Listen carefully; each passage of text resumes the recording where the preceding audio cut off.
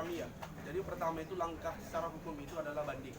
Karena sehari pun Gus Dur itu tidak layak untuk ditahan dan dipersalahkan sedemikian rupa. Dan tadi memang tuntutan yang diputuskan oleh Majelis Hakim ini tuntutan primer. Apa itu? Pasal 14 ayat 1, 1946. Junto 55 ayat 1. Ini adalah pasal memang dari awal ini pasal karet. Apa yang kita belum seperti yang disampaikan tadi, keonaran di tahun 46 dengan keonaran tahun 2000 sekian ini berbeda. Lalu pakai tafsir mana gitu lah. Jadi tentu tafsir yang menguntungkan oleh pihak-pihak yang sekarang sedang berkuasa. Begitu. Jadi kalau memang standarisasi keonaran itu adanya jawaban di media sosial, semua status di media sosial itu pasti ada pro dan kontra, itu pasti. Coba cek dah. Itu air laut itu dalam lautnya atau dangkal. Bagi orang-orang biasa itu mengatakan itu cukup dangkal. Tapi bagi orang yang tidak biasa itu mengatakan sangat dalam. Pasti akan ada perbedaan begitu. Kalau yang dikatakan keonaran itu adalah dia kalau ada perbedaan pandangan di sosial media, semua status itu pasti ada pertentangan. Pasti, coba cek. Itu hukumnya pasti.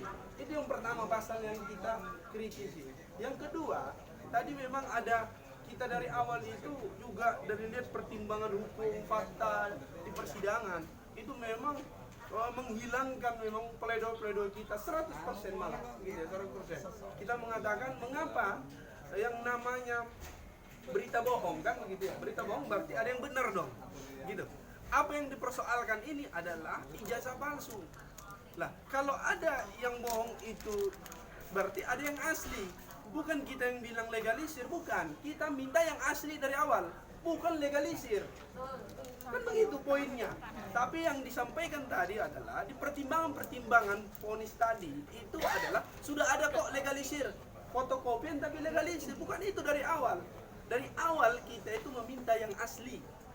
Baru tadi ada semacam pengarahan.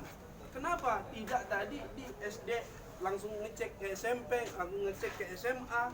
Gitu. Ini persoalan domainnya Gus Nur ini adalah meyakinkan beliau dan masyarakat sehingga adanya mubahalah. Baru tadi diarahkan karena sudah ada staf kepresidenan yang menjawab gitu ya. Ada tadi dari pihak UGM yang menjawab gitu. Itu yang bukan kita inginkan. Kita inginkan ijazah palsu Pak Jokowi. Begitu. Itu ijazahnya, ijazah asli, bukan fotokopian dilegalisir. Itu mohon dicatat. Baru yang ketiga tadi kita sempat protes. Di persidangan ini seolah-olah mau dibacakan itu bukan di persidangan sebenarnya. Ada semacam aura-aura dari awal kita masuk tadi dari pagi itu. Ini rame banget.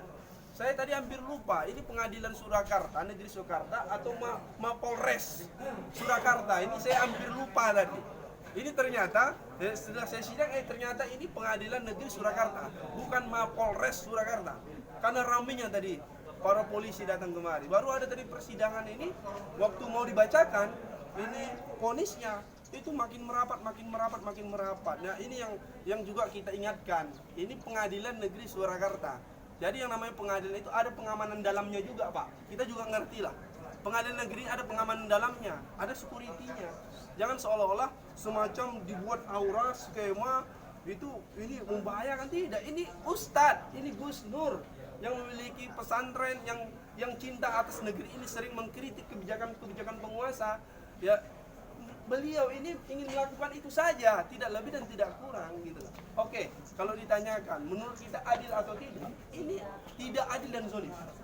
Tidak adil dan zalim.